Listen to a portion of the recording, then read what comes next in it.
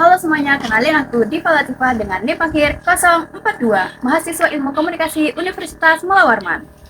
Di sini aku mau nge-review sebuah film, bukan dari sudut pandang biasa, melainkan melalui lensa salah satu konsep paling fundamental dalam sejarah filsafat, yaitu Allegory of the Cave karya Plato, guna memenuhi tugas mata kuliah ilmu filsafat.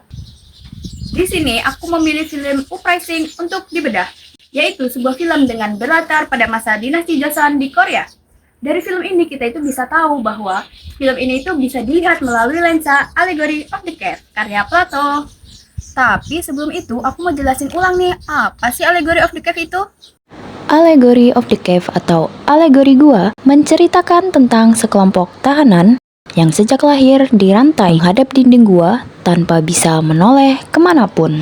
Di belakang mereka terdapat api dan sebuah jalan setapak tempat orang biasa berlalu lalang dengan membawa berbagai benda.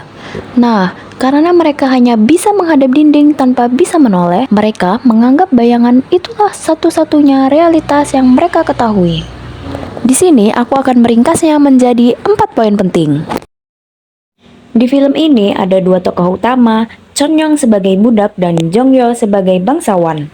Poin yang pertama, dunia bayangan.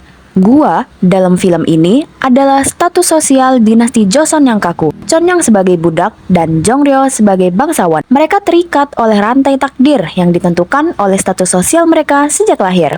Untuk Chon-young, bayangan itu adalah takdirnya sebagai budak yang tidak berdaya, terikat pada tuannya, dan tidak bisa memiliki ambisi ataupun kebebasan. Ia tidak tahu ada realitas di mana ia bisa menjadi lebih dari sekedar budak. Sementara bagi Jong-ryo, bayangan itu adalah keyakinannya pada sistem. Ia percaya bahwa loyalitas buta kepada raja adalah bentuk kehormatan tertinggi tanpa mempertanyakan apakah sistem itu benar-benar adil atau layak dipertahankan. Poin kedua, pembebasan. Pembebasan ini terjadi ketika invasi Jepang dimulai. Sementara raja dan para bangsawan melarikan diri. Kekacauan perang secara efektif melepaskan rantai yang mengikat semua orang. Begitu pula dengan Chon-young, rantai yang mengikatnya lepas. Chon-young tidak lagi hanya seorang budak. Ia dipaksa untuk melihat realitas baru di mana kemampuannya sebagai pendekar pedang lebih berharga daripada gelar ataupun asal-usulnya. Ketika Chon-young bergabung dengan pasukan pemberontak, tindakannya ini adalah langkah pertama ia keluar dari gua. Poin yang ketiga, pencerahan. Pencerahan terjadi ketika mereka mulai memahami realitas sebenarnya di luar bayangan yang mereka percayai. Pencerahan Chon-young terjadi ketika ia menemukan matahari sesungguhnya, yaitu nilai keadilan dan martabat manusia yang ternyata jauh melampaui status sosial. Sementara Jong-ryo, ia juga melihat matahari itu. Ia menyaksikan sendiri betapa bobroknya layar kekuasaan, raja yang pengecut, pejabat yang melarikan diri, dan sistem yang menelantarkan rakyatnya. Namun, matahari ini terlalu menyilaukan baginya. Ia menolak untuk mengakui kebenaran karena ia telah menginvestasikan seluruh hidupnya pada sistem.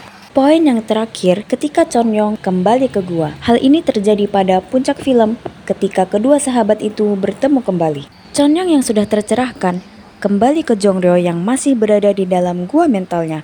Chon-young berusaha meyakinkan Jong-ryo bahwa sistem yang mereka layani itu busuk dan perlu dilawan. Ia membawa kebenaran baru bahwa seorang mantan budak kini bisa berjuang untuk kebenaran. Sementara Jong-ryo, ia tidak bisa dan tidak mau menerima kebenaran. Ia menganggap Chon-young sebagai pengkhianat. Bagi Jong-ryo, bayangan yang ia yakini lebih nyaman dan aman daripada kebenaran yang dibawa oleh Chon-young. Pertarungan antara mereka adalah metafora sempurna dari konflik antara orang yang telah tercerahkan dan orang yang menolak untuk dibebaskan dari kebohongan. Demikian analisis film melalui lensa Allegory of the Cave dari saya. Terima kasih sudah menyaksikan, sampai jumpa.